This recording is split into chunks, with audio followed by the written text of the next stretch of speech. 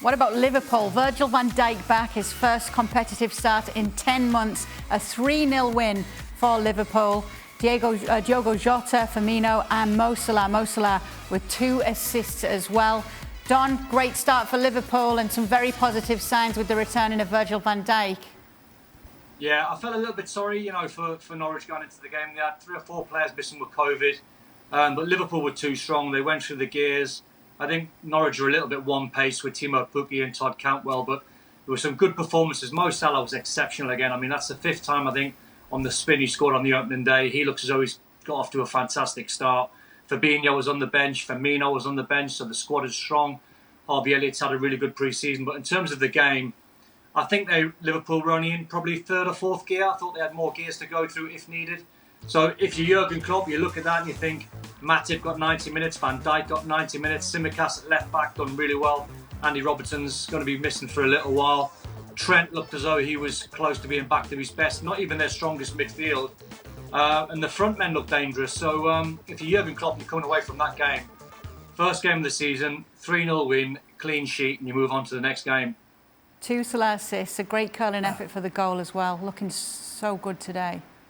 Yeah, I mean, promoted side Norwich. It's not the strongest Liverpool side, that 11, but it's too strong for Norwich, who actually played okay, but as Don mentioned, they're a little lightweight up front. Listen, when you're throwing balls in the box, you've got to have more than one player in there, and that was Timo Pukki. But there's something about Liverpool when you're watching them with Van Dijk. He just looks like somebody needs to light him a big, huge cigar during a game, because he's got that composure and that aura about him that I think just gives everybody else that confidence. And, no Thiago, Fabinho off the bench and all the players that we mentioned. I still think Liverpool could do with another striker that would come off the bench. That's something a little different. I don't think they'll go and sign anybody because of budget restrictions, but I still think they could do with another guy to come off that's something different from Firmino.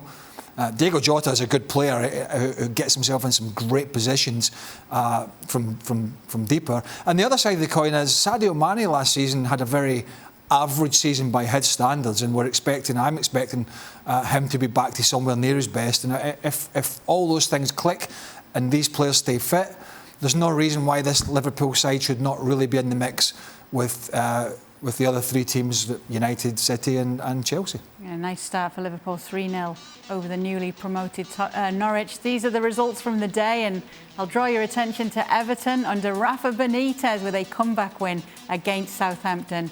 A good day today at Goodison Park for Rafa. Well, thank you very much for watching ESPN on YouTube. For more sports highlights and analysis, be sure to download the ESPN app. And for live streaming, premium content, and let's not forget as well, ESPN FC 7 days a week. Subscribe to ESPN Plus.